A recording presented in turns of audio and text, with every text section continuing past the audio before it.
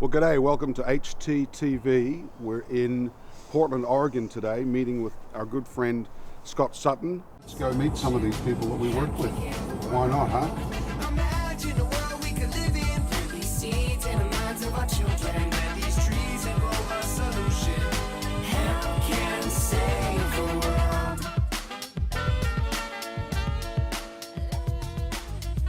Scott's out and about finding natural pigments to do his artistry with, and we're here to see a tiny hemp house that he's built with his friend Matt, right?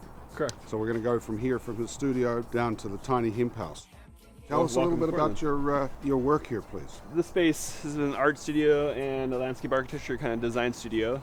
The tiny house that we'll be visiting was originally built here. This spot is kind of an industrial brownfield shipbuilding site back during World War II, and now it's kind of a mixed-use space of a variety of artists and industrial designers, tiny house builders. So the tiny house is not here anymore, but we started it here, in the hemp hurd that we use in the tiny house was stored in this shipping container last winter, and then used back in June, summer. So it was June of this year that you used it. Yes. And you got the hurd last year? We got it like in December. It was after this. It was like after Thanksgiving. Oh, okay. So it's end of November, okay. December. Yep. All right. And the binder? The binder came from the lime binder was the Bâti Chanvre. the Bâti Chanvre from Michelle down in Oakland. Technically, it came from Oakland, but then it came from France. France. Right? So, yeah, to here from France via Oakland to here. Okay. And then the herds came from the Netherlands. So. Yeah.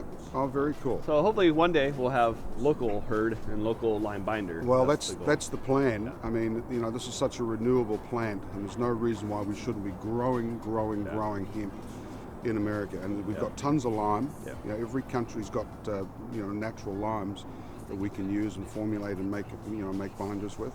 Yep. Okay, so let's go inside and take a look at Scott's studio. This is an awesome little studio you've got here, mate. And you built this from the ground up, didn't you? Yeah. Huh? Yeah. And it's quite simple. It's only it's like a 12 by 16, so it's not even 200 square feet, 196.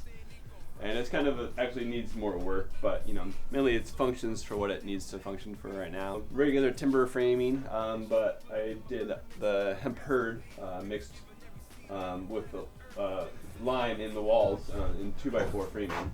So the hurd you got from Manitoba? Yeah, the hurd came from Manitoba, but I found a guy here in Portland who had bought it, and I acquired it from him.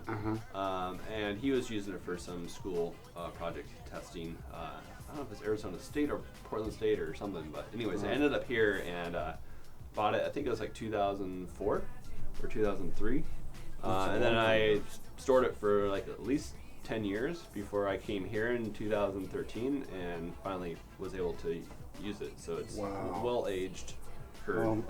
Well-aged, right. So you've had this hemp for what, more than 10 years? Yeah. Before you decided to use it? Before I found a place to use it, I should say. And now in storage, you had it stored, you got it in a big tote bag, you were telling me. Yeah. And you put it down, you repackaged it into smaller, more manageable bags. Yep.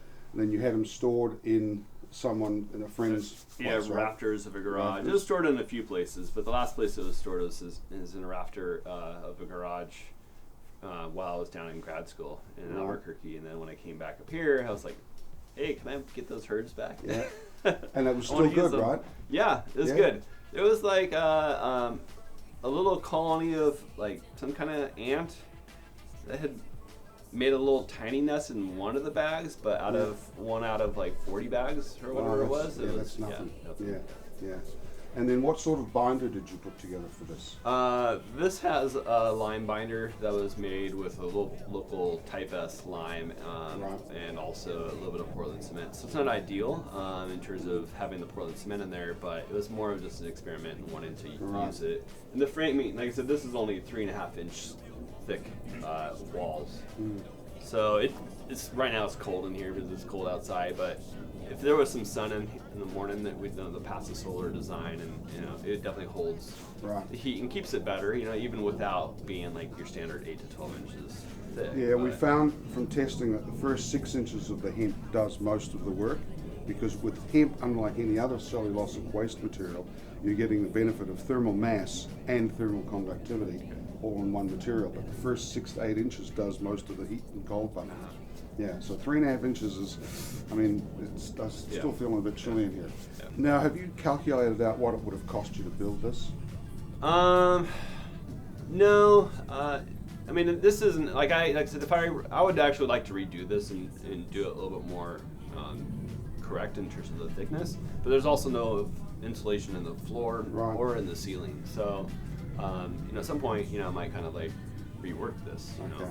I could even just knock out all the hemp, crush it up, and then maybe mix it with more hemp and the line binder that I got from France, or create a better one, and then do thicker walls and just lose a few more inches on the inside of this building. So I kind of have a combination of native plants and pollinator plants. Not growing too many vegetables down here.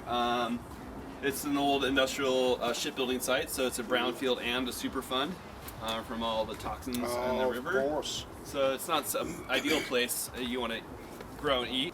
Everywhere that we've planted down here, we've had to add soil and build mounds. And so we kind of start to plant things out. There's some hops, some lavender, and a bunch of native willows. And a bunch of plants that are in pots that I just bought recently that I put in the ground. And so that's kind of a little pocket of what I am doing across the site as well. Hey, you got some beehives here too. Yeah.